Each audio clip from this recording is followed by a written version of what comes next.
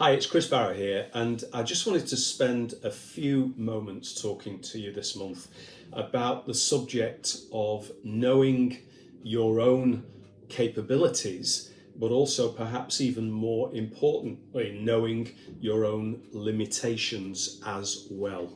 And I've recently personally had a very, very big wake up call to both my capabilities and my limitations. Nothing to do with dentistry. I hope you'll indulge me in this for a few minutes. But in fact, just a few weeks ago, I had the opportunity of joining with four very good friends on an expedition, the objective of which was to climb Mont Blanc, obviously the highest mountain in Europe, in France. And we flew out to Chamonix, full of 9 months of preparation. I'd been on a training weekend in North Wales to learn how to do a grade 2 scramble for the first time in my life. I'd spent a not inconsiderable amount of money on the appropriate gear for the trip. And of course, like everybody else, I'd done a reasonable amount of fitness training before I went out there. Probably not marathon fit, but a lot of work on the indoor bike, a lot of work on road cycling, and also some running as well. So off we all flew to Chamonix in order to hear on the day of our arrival that there had been a tragic accident on the mountain, and that unfortunately one fellow amateur climber had lost his life in a rockfall in the Grand Couloir. And the owner of our guide company actually called us together for our first meeting on the evening of our arrival and explained to us that the fatality had taken place that day, and also that the weather conditions on the mountain were making attempts to climb it very treacherous. So he began our journey of 9 months of preparation with the news that there was a reasonable possibility that we might not be able to attempt Mont Blanc after all.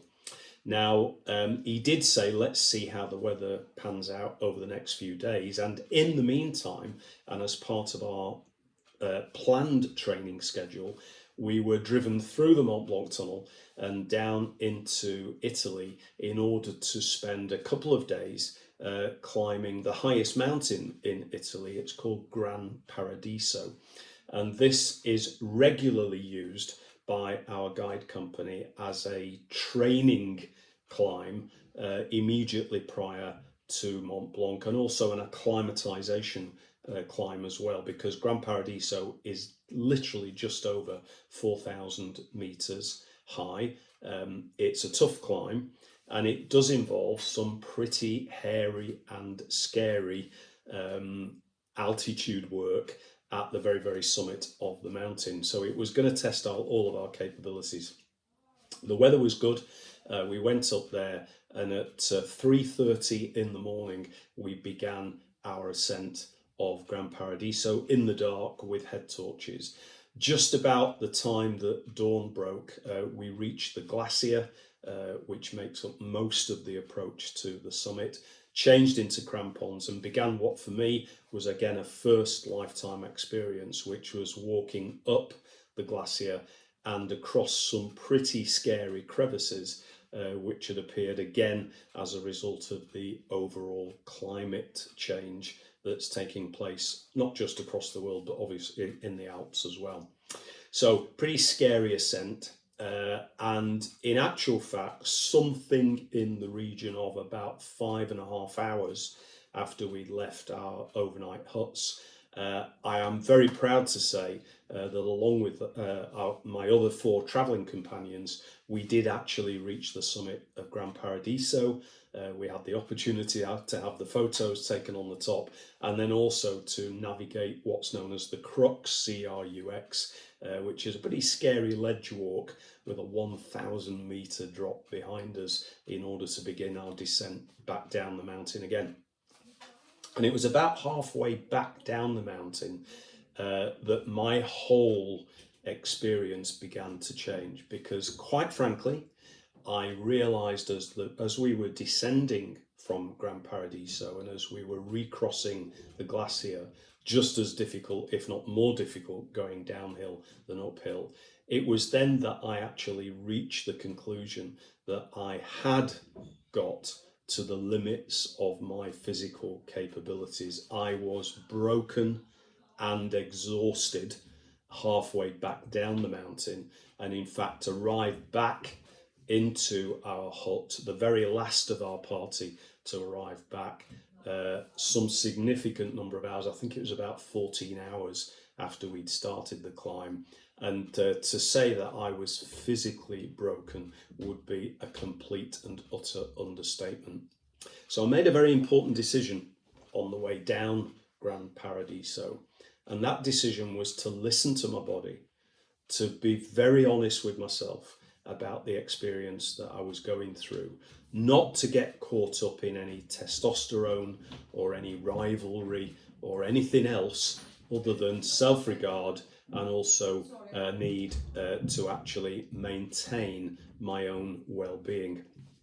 So with that in mind, I got back down to the hut that night, and I actually announced to my colleagues that irrespective of whether the subsequent attempt on Mont Blanc was going to be possible or not, I would not be taking part. Now, in the event, my colleagues did not have the opportunity to climb Mont Blanc because the weather conditions did not improve and it was considered too dangerous. But they, the four of them, went off to the eastern end of the Alps, and they enjoyed a couple of days of climbing in an area that's known as the Monte Rosa Massif, and they actually managed to summit another couple of 4,000 meter peaks during that period. I stayed in Chamonix, and I decided I was going to take the time to recover physically from the ordeal of climbing Gran Paradiso, and also to just have a bit of time to myself in Chamonix to just chill out and relax.